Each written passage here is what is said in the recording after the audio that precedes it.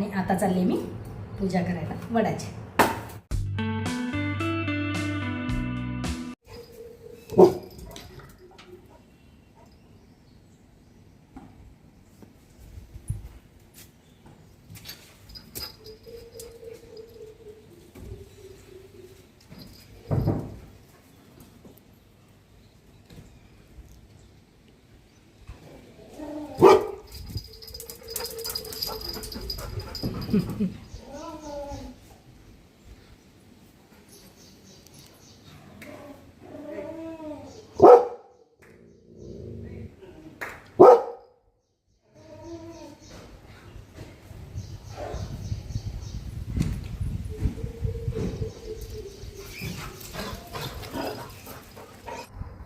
जय श्री गजानन माऊली. सर्वांचं स्वागत आहे गृहिणी स्पेशल मराठीवर.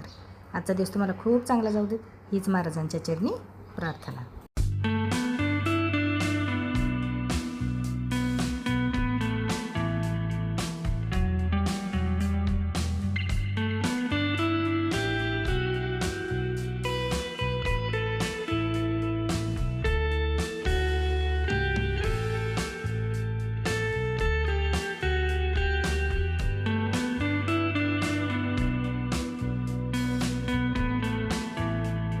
सकाळी सकाळी कामं चालू आहे, सगळ्याचीच कामं चालू आहे. तेव्हा अद्रकीचे तुकडे करायचे त्या.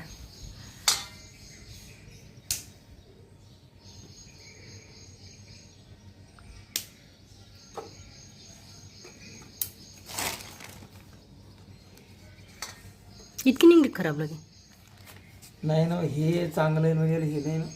हां, जे ज्याला कोंबे तेच देणं चाललं आहे ना. असे पाहिजे.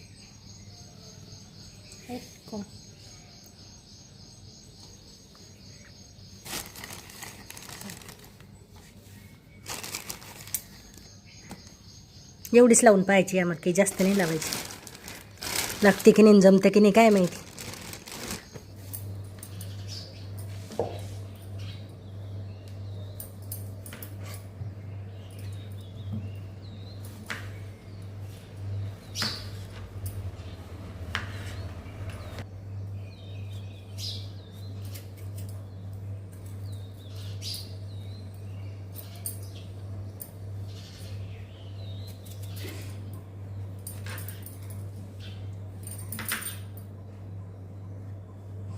कारलं खाते ना तू?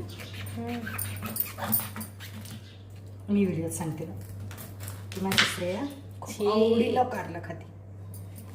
म्हणजे तिने जर कारलं दिलं तर ती सोडतच नाही. कशाचीच गरज नाही तिला. रोज जरी कारला असं तरी चालतं तिला. हां, श्रेयाला.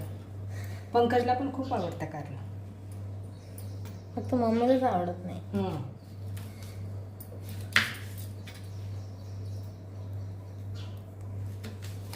व्हिडिओ पुरतं तर खाऊन पाय, असं मी व्हिडिओ दाखवते ना, मग तेवढ्या पुरतं तर खाय थोडंसं.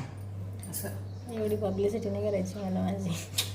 थोडंसं बाया म्हणतील बाई किती श्रेया हुशार आहे, कारलं खाते. तुझं पाहून बाकीच्या मुली खातील मग. नको.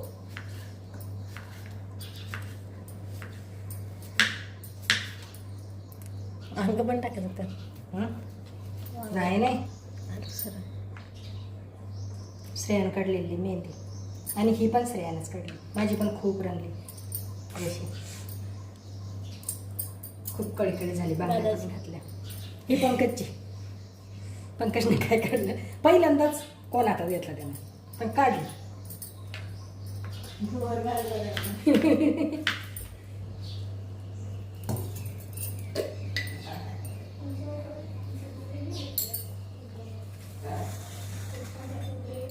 भाजी करणार आहे ते टमाट्याची चटणी आणि कारल्याची भाजी सुकी. तर मागच्या व्हिडिओमध्ये एका ताईची कमेंट होती की श्रेयाला कारलं खूप आवडतं का, तर श्रेया पंकज अजिबात कारलं खात नाही. तर त्यांच्यासाठी टमाट्याची चटणी केली, आणि मला उपवास होता तर यांच्यासाठी कारल्याची भाजी. कारल्याची भाजी माझी अगदी सोपी पद्धत आहे. तेल, त्याच्यामध्ये जिरे मोहरी जे काही आहे मसाला, थोडासा शेंगदाण्याचा कूट आणि कारले. पाणी वगैरे काही वापरत नाही. सुकी भाजी छान लागते आणि कडू पण नाही होत. या पद्धतीने केली की झाकण वगैरे ठेवायचं आणि वाफेवर चांगली होऊ द्यायची. चिमूटभर साखर, म्हणजे जास्त साखर नाही, अगदी थोडीशी साखर टाकायची. छान लागते ही भाजी. आणि कडू नाही होत, माझ्या हातची तरी नाही होत. आणि प्रत्येकाची आपापली पद्धत असते. स्वयंपाक वगैरे केला आणि हे बोळके आहेत दिवाळीचे, त्याला श्रेयाने छान रंग वगैरे दिलेला होता. तर बऱ्याच दिवसाचं चालू होतं माझं की देवघरामध्ये असं उतरणसारखं पाहिजे असं म्हणतात. पितळच्या मार्केटमध्ये विकत मिळतात, पण ते काही आणले नाही मी. आणि हे बोळके दिसले मला, तर त्याच्यामध्येच थोडंसं धान्य ठेवलं मी आणि देवाच्या जवळ, गणपतीच्या जवळ अशी कोपऱ्यामध्ये ठेवली. छान दिसत होती. आणि पूजा वगैरे केली. आज पौर्णिमा होती, तर देवघरातले तांदूळ वगैरे सगळे देवांचे चेंज केले आणि त्याच्यानंतर छान अशी पूजा करून घेतली. अद्रक लावणारे चालले आणि रिची पण चालला. कपडा कशाला चालवला तो कापड? आपल्याला दरवाजाला आणलं असतं तसंच तर. असं का? तसंच लावून लागतं. म्हणजे काय चालवलं का? हे पंकज पण चालला आणि रिची पण चालला. पंकज चांगली लावा अद्रक का जा. रिची चालला, रिची न्या हो रिचीला. रिचील कोणीच नेत नाही हो. अरे रे, एक पोरग घरी. हे झाड पूर्ण गेलं.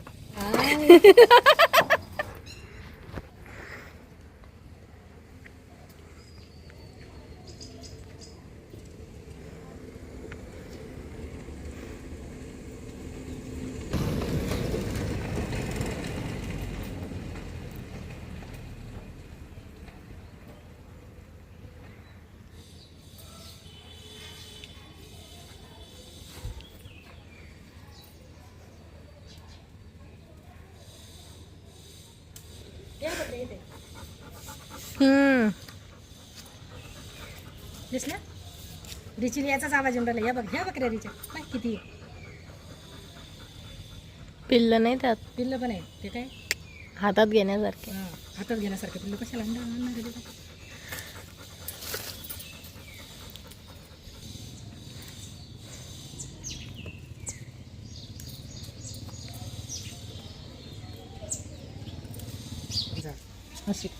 असं हे ठेवायचं. लवकर काढे येतात, लवकर येतात त्याला पाणी. असं असलं की माझे सगळे झाडं जवळपास विकतचं झाडं कमीच आहे आपल्या घरात. सगळे असेच लावले.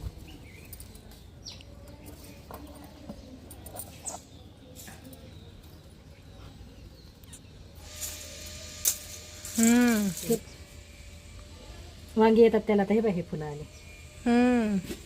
शेतात वर्षात एक, म्हणजे तेव्हा येतात 1-2 महिन्यातच.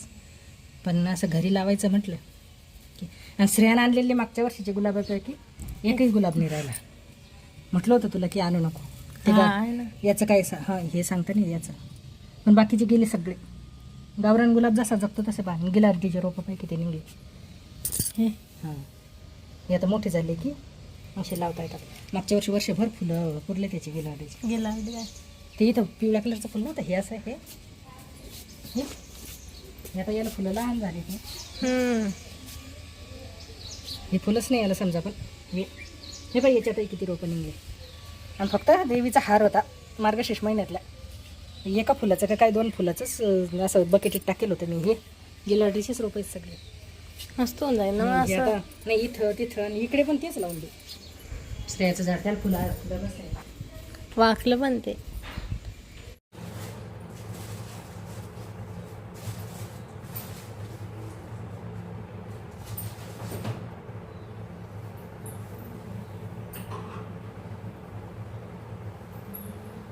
तयारी केली. वडाची पूजा करायला जायची तर. आणि आता चालू आहे पूजेची तयारी. पूजेची तयारी ज्या इतर सर्व करतात त्याच पद्धतीने करत असते. वस्त्र वगैरे, हिरवा कपडा, काळे मणी, हिरव्या बांगड्या.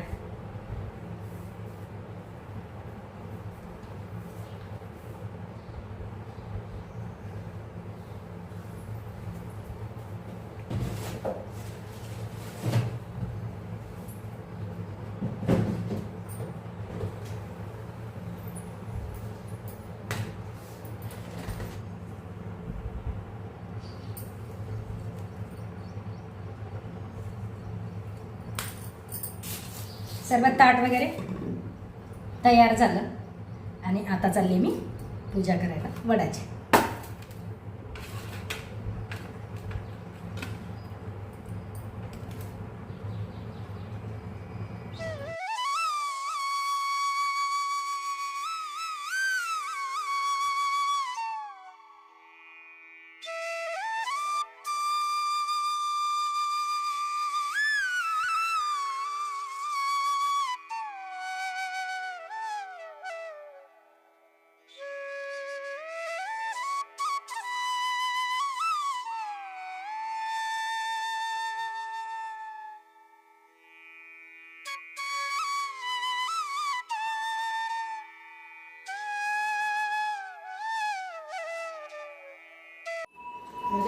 महाराज की जय.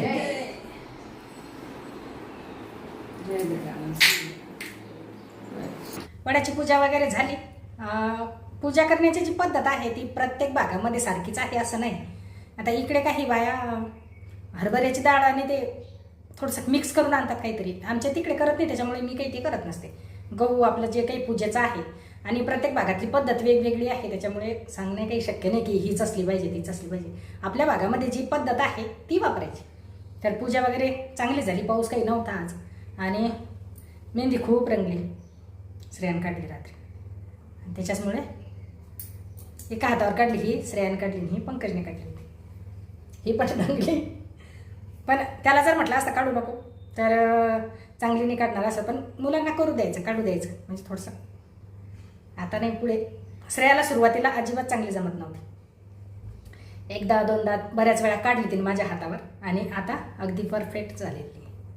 कुठेच असं सांगायचं काम नाही की इथं चुकलं की काय म्हणून, व्यवस्थित आली. आणि सुरुवातीला जर तिला म्हटलं असतं की नाही काढायचं नाही माझ्या हातावर चांगलं नाही दिसत तर तिची प्रॅक्टिस झाली नसती आणि त्याच्याचमुळे मग आताही जमली नसती. तर प्रॅक्टिस करायसाठी काढून पण काढून द्यायचं.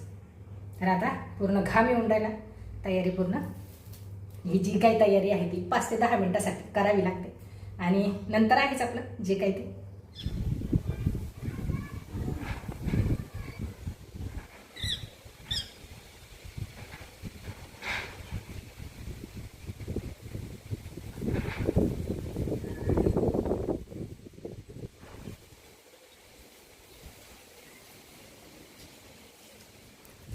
पाऊस येऊन गेला थोडासा. आता पोपट बरेच येतात.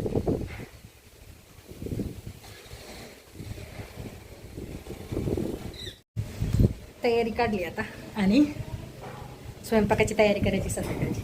थोडा वेळ थांबली, आराम केला, व्हिडिओ वगैरे टाकला. तिकडून आल्यानंतर पूजा करून आल्यानंतर काही नाही, व्हिडिओ टाकला. थोडासा एडिटिंगलाही बराच वेळ लागतो. ते केलं. आता संध्याकाळची स्वयंपाकाची तयारी. तर उपवास मी संध्याकाळी सोडत असेल, दुपारी काही सोडत नाही. आता संध्याकाळी चालू आहे विचार. पुरणाच्या पोळ्या करायच्या होत्या पण पंकजन ते गेले गावाकडे. त्यांना यायला किती वेळ होतो काय होतो. म्हटलं पुरणाच्या पोळ्या आज कॅन्सल करू आणि आज मग बाफळे करायचा विचार आहे. चक्की वर ठेवली आता, म्हणजे चक्की वरच असते पण इथे ठेवली रूममध्ये, कारण पावसाचं जे पाणी आहे ते तिला लागून खराब व्हायला लागली होती खालून. अशी हे पूर्ण खराब व्हायला लागलं होतं पावसाच्या पाण्याने. गव्हाचं दळलं पहिले आणि बाफळ्याचं दळायसाठी थोडंसं जाडसर दळते मी. म्हणजे जे रेग्युलर आपण पोळ्या करतो त्याच्यापेक्षा थोडं जाडं, चांगलंच जाडं असतं समजा, जाड रव्यासारखं. आणि तुमच्याकडे जर समजा हे जाड दळण्याची हे जर नसेल, समजा चक्की वगैरे जवळ नसेल, तर आपलं जे रेग्युलर गव्हाचं पीठ आहे पोळ्या करायचं त्याच्यामध्ये जाड रवा थोडा मिक्स केला की त्याने पण चांगले होतात. तर अगोदरचं गव्हाचं आता काढून घेणार, मग त्याच्यानंतर बाफळ्याचं दळणार. की सुरू केली इकडे, पाऊस पण सुरू आहे. या दिवसामध्ये खूप लवकर लाईन जाते. आताही दिवसभरात 2-3 वेळा जाणं येणं झालं तुझं. अजून बराच वेळ आहे पण म्हटलं दळून ठेवलेलं केव्हाही चांगलं. आणि ह्या फरशीच्या 1-2 ताई म्हणत की गळतं खाली तरी पण फरशी बसवली तरी पण, तर ही पूर्ण उतरती बसवलेली. पाणी जर तुंबलं या फरशीवर तर ही पण गळते, गळत नाही असं नाही. असं पूर्ण उतार आहे, याच्यावर अजिबात पाणी तुंबत नाही. थोडं जरी पाणी तुंबलेलं असलं तरी ते खाली गळतं. अगोदर 1-2 ठिकाणी गळायला लागलं होतं आमचं पण घर, पण ही फरशी बसवली आता 2 वर्ष झाली काही गळून नाही राहिलं.